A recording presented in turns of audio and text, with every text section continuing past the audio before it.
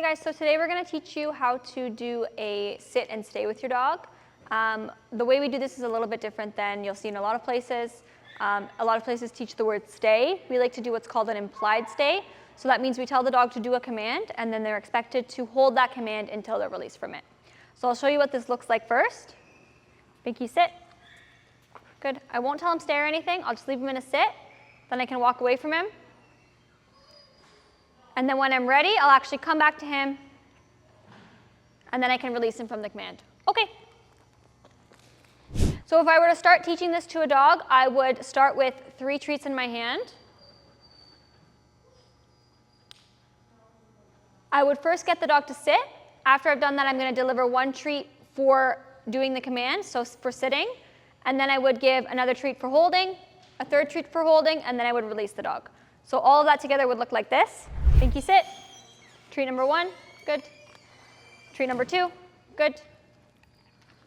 Treat number 3, good. And then I would release him. Okay. If you have a dog that is very new to this, you'll have to make sure your treats are delivered very quickly so the dog realizes that they continue to get more treats for staying in the sit versus just immediately getting up and you have to put them back every time. So if you have a new dog, it'll look a little something like this. Sit. Good. Good.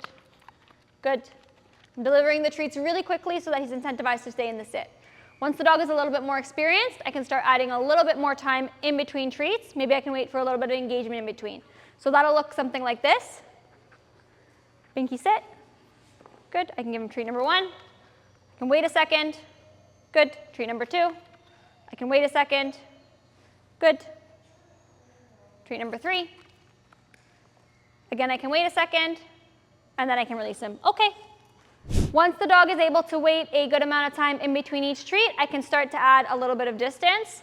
This is where we see things start to go wrong for people, because what often happens is that the person tells their dog to sit, maybe they say stay, then they tell the dog to stay as they're moving away, and finally they release the dog from a distance. Now this causes a problem because this causes the dog to always be sitting in their sit position, waiting to get up and go to the owner. So they're never fully relaxed into the position. So this is what that would look like. Sit, stay, stay, stay, come. What we'd rather do is tell the dog to sit. Pinky sit. Good. I can take 1 step away from him, come back to him and reward him. Good. Then I can take 2 steps away, come back again, and reward him. Then I can take 3 steps away. Again, I can come back and reward him. Good.